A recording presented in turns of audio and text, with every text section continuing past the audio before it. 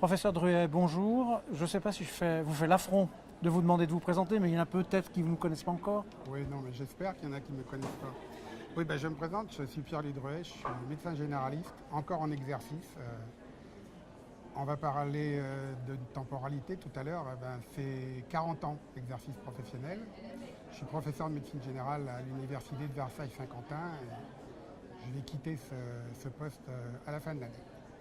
Ça fait Et toujours... je ferai vite le collège de la médecine générale, bien évidemment, puisque je suis là pour ça aujourd'hui. Et ça fait toujours plaisir de vous entendre vous présenter en commençant par « Je suis avant tout docteur en médecine ». Ah oui, je Médecin suis généraliste. Médecin généraliste. C'était un choix. Des chiffres, on en a parlé un petit peu tout à l'heure. On a l'impression que là, on arrive à la commémoration des 10 ans de la filière, mais que d'un autre côté, finalement, quand on réfléchit, il y a plein de chiffres qui dansent un petit peu devant nous.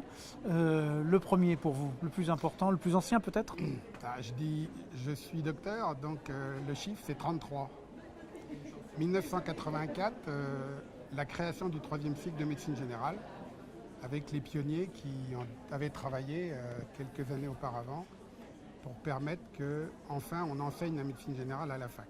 On a commencé petitement et on a attendu jusqu'en 2004 pour qu'apparaisse le DES de médecine générale. Donc c'est vous dire qu'il a fallu déjà 20 ans pour construire et faire comprendre que non seulement il fallait l'enseigner, mais il fallait aussi que ça devienne une spécialité à part entière.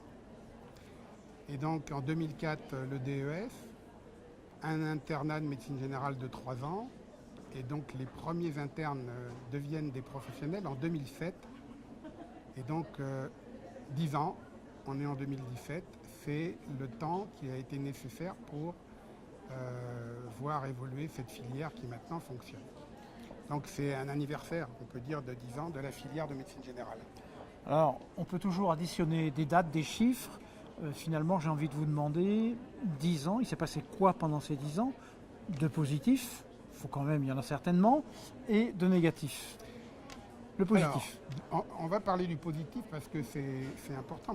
Le positif, c'est déjà qu'aujourd'hui, un interne de médecine générale ne se pose même pas la question de savoir quel est son statut et quel est son devenir. Pour lui, il va être spécialiste de médecine générale. Ça lui paraît normal, logique, et parfois j'ai tendance à dire regardons un peu l'histoire et n'oublions pas l'histoire, elle est pleine d'enseignements et c'est pas forcément encore très stable tout ça, c'est pas gagné. La deuxième chose, c'est que je disais 2004 c'est le DES, on a attendu 10 ans, 2014, pour que soit créée la sous-section médecine générale au Conseil national des universités. Que donc soient nommés des universitaires de médecine générale par des pairs de la discipline. Alors qu'avant, on était choisi, nommé, je ne sais pas trop comment on peut dire, par les autres disciplines qui se réunissaient entre elles. Donc c'est aussi un vrai progrès, cette sous-section CNU, puisqu'il y a maintenant donc effectivement une dynamique universitaire et une dynamique de la filière. Et nos chefs de clinique, ils sont très inquiets de savoir comment on va apprécier leur travail disciplinaire, qu'est-ce qu'ils portent. Et évidemment, ça a fait, et je dirais que c'est l'autre élément fort de ces positifs, ça a complètement fait monter le niveau de la recherche, tant en quantité qu'en qualité. Et aujourd'hui, on commence, et on le voit dans le congrès, à avoir des travaux de recherche qui sont parfaitement implémentés dans la pratique professionnelle ou qui viennent nourrir la réflexion professionnelle. Moi, ce que j'aime bien, et dans mon rôle, autant que président de collège, je le prône tous les jours, c'est cet axe scientifique de la discipline qui nourrit la profession et la profession qui nourrit la réflexion disciplinaire et donc la recherche. Et il y a une autre étape importante, ça a été qu'effectivement, en 2011, on a créé le statut de maître de stage universitaire, c'est-à-dire la reconnaissance par l'enseignement supérieur d'un statut universitaire des médecins généralistes qui accueillent des internes dans leur cabinet. Donc tout ça, c'est du positif. C'est la troisième valence traditionnelle, soins, recherche et enseignement. Et enseignement. Je dis souvent FFR, soins, formation, recherche. Et formation, c'est aussi, et je pense que ça va être un des points critiques de l'avenir là, c'est aussi la formation continue, le développement professionnel continu. Et on sait combien il est actuellement malmené, en souffrance sévère, malmené et je dirais même martyrisé. sans rentrer dans des polémiques, et ça n'en manque pas en ce moment, est-ce qu'il y a les moyens de faire autre chose aujourd'hui pour bien se former que de faire du DPC Oui, et fort heureusement. et le faire reconnaître? Et C'est ça le alors, problème. C'est la difficulté. Mais je dirais que on a tous une histoire dans la formation continue de longue date et on l'a parfois partagée. Et heureusement que les professionnels, que la profession s'est investie dans la formation. Et heureusement qu'aujourd'hui encore, sur le terrain, beaucoup s'investissent dans des groupes de pairs, dans des groupes de réflexion pratique, dans des formations continues hors DPC. Le DPC, c'est le parent pauvre de la formation et c'est pas l'alpha et l'oméga de la compétence professionnelle, malheureusement.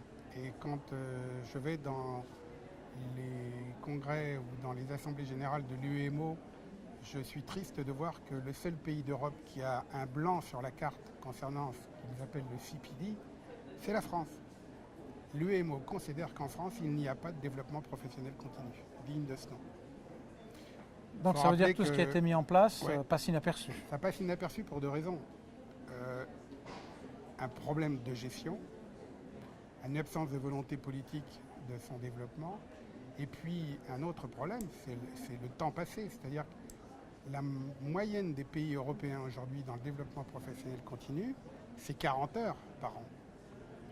Et on en est où? Nous, Hein je vous le demande. On en est avec une réduction encore qui vient de se faire récemment à quelque chose qui va être de l'ordre de 12 heures dans le meilleur des cas. 12 heures en plus sur des thématiques qui ne sont pas forcément les thématiques qui sont les besoins de santé des populations ou les besoins de formation des médecins, puisque le politique décide aussi du cadre et du champ par rapport à une stratégie de santé publique qui est parfois très désincarnée de la réalité de nos besoins.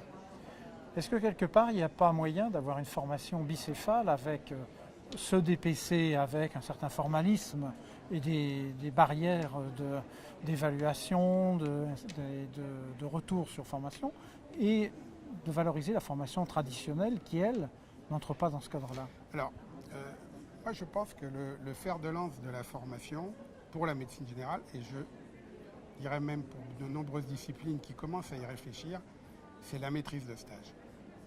Quand on est maître de stage, qu'on reçoit un jeune futur confrère, qu'il faut lui transmettre des pratiques, des savoirs, le faire réfléchir, donc réfléchir avec lui. Et je dirais que quand on a des internes dans des cabinets, qu'est-ce qui nous oblige à s'interroger sur nos pratiques, à s'interroger sur la pertinence de ce qu'on fait? Ce sont des livres ouverts par rapport aux recommandations et parfois on les amène à être critiques, à pondérer leur action et parfois nous on achète leurs recommandations. Donc moi je crois beaucoup à cette logique qui est une logique de avancer en marchant plutôt que d'essayer de faire encore des usines à gaz, parce que c'est à peu près ça qu'on nous vend aujourd'hui. Et moi je trouve que dans ce pays, on a trop souvent tendance à utiliser l'argent pour faire fonctionner les structures plutôt qu'à remplir les objectifs qu'on se donne. Donc je ne crois pas aujourd'hui à la pertinence de ce qui est proposé par rapport à la formation des professionnels dans ce que j'appellerais le 4e cycle. Je voudrais qu'on soit alerté sur une chose, c'est qu'il y a quelqu'un qui guette le 4e cycle de la formation, particulièrement des généralistes, c'est l'université. Je le dis d'autant plus facilement que je suis universitaire.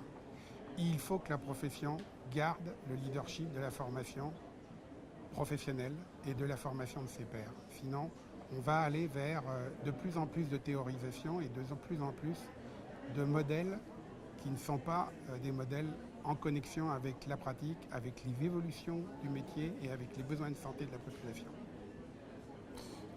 Donc là encore, beaucoup de portes ouvertes, on ne va pas pouvoir tout développer, mais donc ce sera une perspective à envisager dans les années qui viennent et à en discuter.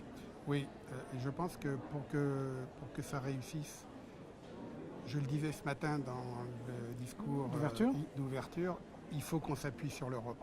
Il faut qu'on aille chercher les exemples de ce qui se fait, de ce que Bruxelles prône, mais on est encore un pays gaulois, c'est-à-dire qu'on fait sans trop regarder ce qui se passe ailleurs, pensant qu'on a la vérité révélée. aujourd'hui, les gens qui gèrent le développement professionnel continu sont en train, et c'est un vilain jeu de mots, de dépecer le DPC. Et le DPC est quasiment, si on continue comme ça, mort-né. Que le jeu de mots soit joli, pas joli, on peut dire que c'est le mot de la fin. C'est le mot de la fin, malheureusement. Ah oui, dans tous les sens du terme. Merci beaucoup, professeur Merci. Druet.